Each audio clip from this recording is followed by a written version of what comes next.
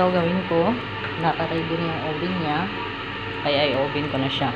Ito na yung resulta ng manok na kinabsa ko. Tapos, ito yung sauce niya, guys. Ngayon, sa sauce niya, ano ko yung rice. Ayun yung rice, guys. Tapos, ito yung sauce.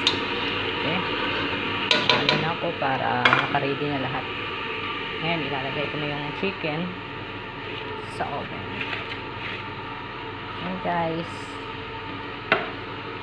Tara, let's go.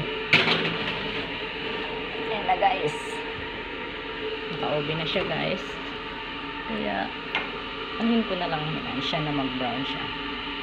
Pag nag-brown na siya, okay na. Kaya, ayun.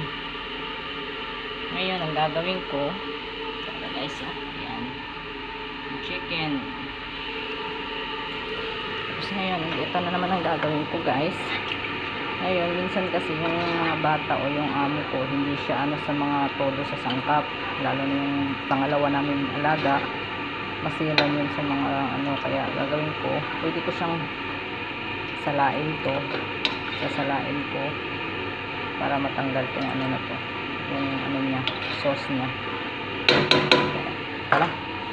Anahin natin siya. Lagyan natin ng konting tubig. Tapos, pakuluan natin. Tikman natin yung lasa ulit kung hindi na ba ako magdadagdag. So, lalagyan natin sa kanin. Ayan.